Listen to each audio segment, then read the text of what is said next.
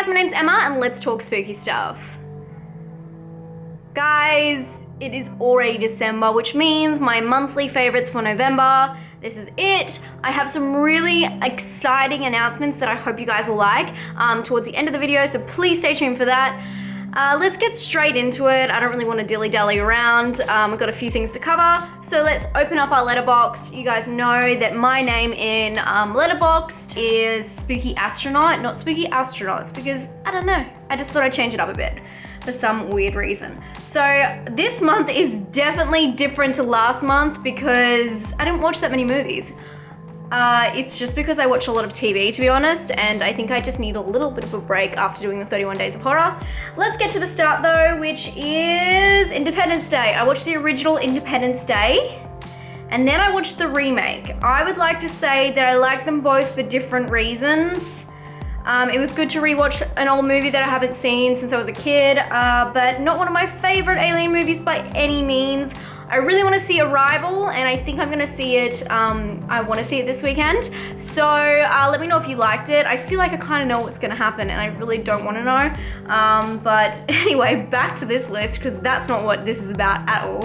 A movie that I did watch, which was really fucked up, this was recommended by one of you guys, by Darcy, was Cat Sick Blues, and I can tell you that this is one of those most fucked up movies I've ever seen. I have seen a lot of them, but this one is definitely gonna hold a certain place in that list. I do have a review coming up for it. It won't be up for a little while, and I'll explain why at the end of this video. But if you forget about it, don't worry, there will be a review out, and then you can kind of see if you'll enjoy it from that. A movie that I watched, which was actually a documentary, and I'll come back to this, is called The Witness, and I'll come back to that. Also watched another documentary called Audrey and Daisy, and that was on Netflix.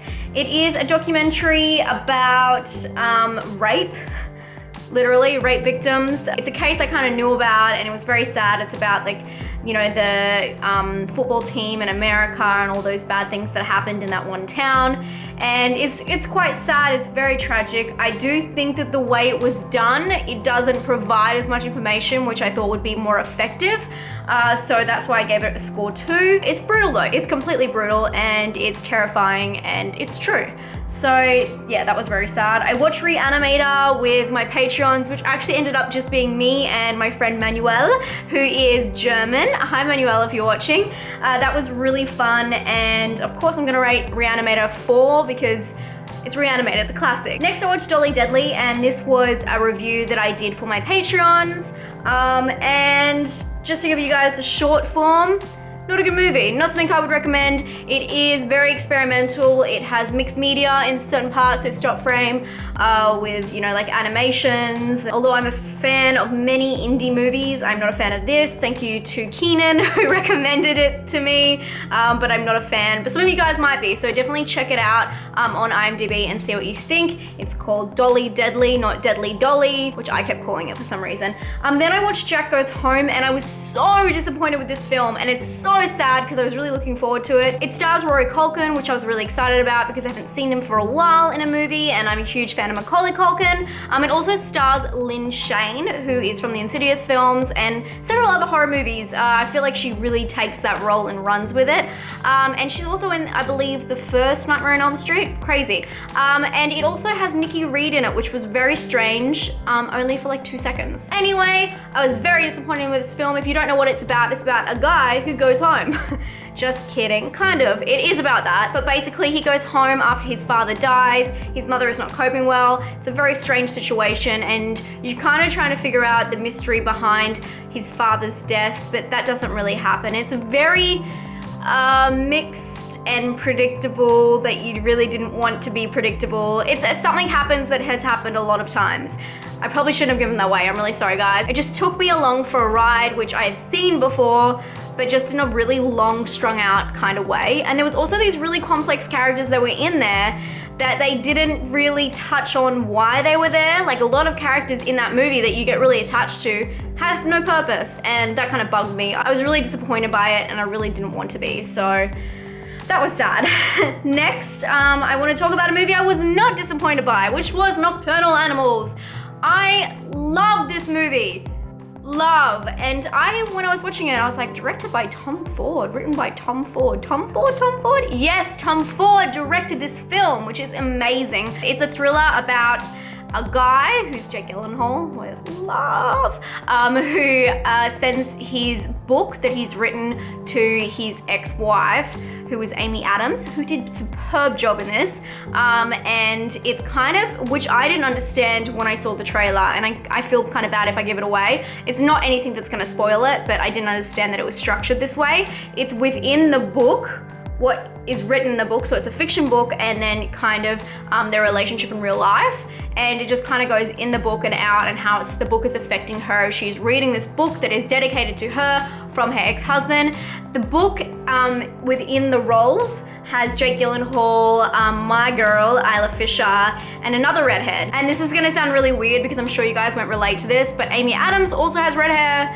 And it was very strange to not be the minority, because I have red hair, in a movie for once. It made me feel really good. Great movie, really chilling, really thrilling. One thing that I'll say that I absolutely loved about this film, besides the cinematography and the sound design, everything was on point. But one thing I really, really loved was the fact there were some brutal scenes in the film that were obviously gonna happen, but you did not see them. And I think that was one of those moments where it was just movie magic, and it was so chilling just to know what was gonna happen. So it was a really good, effective movie that portrayed that and made you feel all the ickiness without actually seeing anything. Tom Ford, I love it. I love it. I'm such a big fan. And speaking of, this is how you know I'm actually a really big fan of that movie and not just Tom Ford. After that movie, I was like, what else has Tom Ford done? I didn't know that he was even a director. I just imagine, you know, like Tom Ford, like Gucci, YSL. But when I went back to see on IMDb what other movies he has done, he did one other film that was called A Single Man, and that had Colin Firth and Julianne Moore in it. So I was like, man, I need to check this film out. It is about a guy whose partner has died, and he's dealing with a traumatic response to that. It was kind of slow and kind of boring. It meant well. I could see where it was going. It should have been a book. It was not a movie.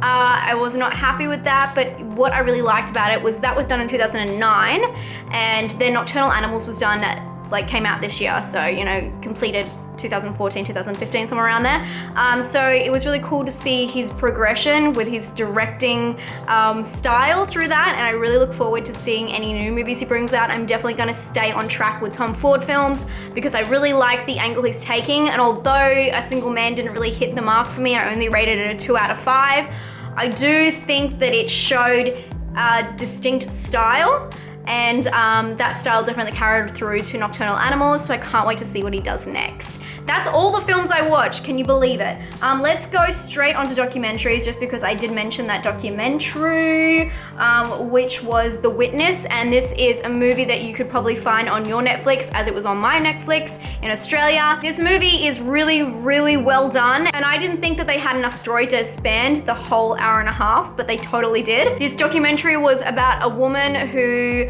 called for help while she was being attacked, and she had 40 odd witnesses that did nothing, and this created a big spiral and turned into pretty much the 911 call that people can do in America, or, you know, here it's 000, there you go, I don't know if you guys knew that. But it was really interesting, and pretty much it's the brother of her going around and trying to find the witnesses of this incident that happened so many years ago and trying to track down exactly what happened. And the ending is just chilling. Not all of the answers are spilt or anything like that. It's not like there's a big twist, but it really makes you think, and I really, really recommend it. Please check out The Witness. I also watched a lot of TV this month. I started watching The Exorcist. Mind you, I only watched the first episode, but it was amazing, and I'm going to continue to watch that, and I'm just gonna leave it for a little bit and then gonna binge it, as I will with Scream Queen season 2. I haven't watched any of it yet. I plan to binge it because I find like that TV show is so hard to follow because so much different things are happening and it's so like fast paced, which I love, but I think it's probably better just to watch it all in a row instead of, you know, week by week. As I said when I watched the first series, I think on here. Another thing I have been watching is American Horror Story, the new season. I absolutely love it, and I love Kathy Bates. She does so well, and I just love the twist in it. And I don't think I'm giving that away because you'll never be able to guess. If you haven't watched it, definitely keep with it because it changes in such a cool, interesting way,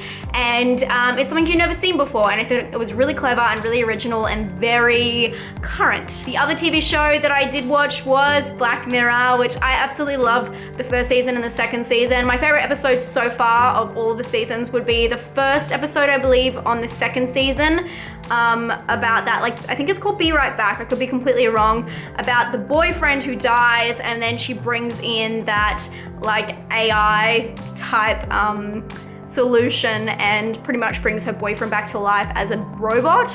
It is so chilling and like gut-wrenching, and I'm getting so emotional just thinking about it. So this season was really exciting because I think they had 8 episodes opposed to 4 episodes, and I really loved the first one. There's a couple of them that I really liked, and I can't wait to keep watching it. But I think the first one was definitely the best with like the social media aspect, really clever. If you guys don't know what Black Mirror is, I'm sure you've heard about it all over the place, especially recently. It is on Netflix. Pretty much what it is every single episode is a different idea in the sci-fi realm, and it's about social media or like social technologies or current technologies impact on our social surroundings. I love them, but I can only watch them by myself and when I'm a little bit tipsy because they're so intense. In a good way though, in a good way. So that's all of the stuff I've watched this month that I really wanted to talk to you guys about. My favorite podcast this month, I have been listening to Invisibilia once again. I know that I've definitely mentioned it before, but I listened to this one the other day that was really intense and I think you guys will really like it. It's called The Personality Myth by Invisibilia. It's about the marshmallow test, which I'm sure you guys know about, when they put a marshmallow in front of a kid and they choose to either eat that marshmallow now or wait 5 or 10 minutes and then they get 2, and they're talking about why that is no proof that who you are is ingrained in your personality. Such a long story, but definitely check it out because I think it was really interesting, and it's kind of about forgiveness in a way, and how people are constantly changing. If you like psychology podcasts, definitely check out Invisibilia, and especially that episode. Good one. And my random category for the month, I was asked to do my favorite go-to junk food. I don't know if it counts as a junk food, but I'm a huge fan of cheese and crackers. Cheese and crackers and red wine, huge fan. Also love me some Doritos. #1 fan. Yeah, I think that's it. I actually don't eat that much junk food. I just drink a lot of alcohol, which is not good either. And now gets to the portion where I get to tell you guys some really exciting things. #1, I was meant to do a stream with Horror Addicts featuring Horror Gal, but unfortunately Gory Boo Movie was sick and we had to put it off. It is actually gonna happen next weekend. I'm really sorry for anybody who scheduled their time around that. I only found out on the day that we weren't doing it, which was really sad, but obviously she was really sick, so thank God she's better, and we're gonna do it next weekend. It's on the 10th or the 9th, I believe, for most of you guys. I think 9th if you're in America, 10th if you're around my neck of the woods. And I'm really excited. We're just gonna talk horror and do a whole heap of like Q&As, and as I said before, Horror Gal Susan, one of my favorite YouTubers, will be there as well. So it's gonna be such a fun hangout. I can't wait to hang out with these chicks online. And now I have a very big announcement. I'm really excited to announce to you guys in a couple of weeks, I'll be doing 12 Days of Christmas. 5 golden rings, 4 calling birds, 3 French hens, 2 turtle doves, and a partridge in a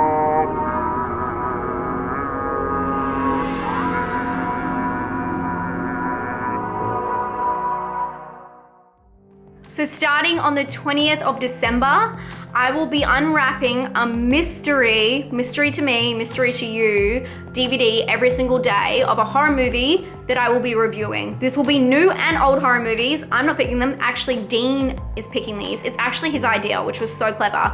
And there will also be a surprise video in there for you guys on Christmas Day. So Pretty much you're getting another 31 days of horror, but this time it's only 12 days of Christmas. And I'm starting it on the 20th, even though I know that 12 days of Christmas, technically like the religious 12 days of Christmas starts on the 25th and goes through to January. I thought that the 20th to the end of December would be a really good ballpark, because that way if you guys are spending time, you know, off during Christmas, I'll have more content and you'll be able to keep up with it, especially on Christmas when you're getting really annoyed of your relatives or whatever. You can sneak away and I'll have a surprise video for you. It'll be like a present.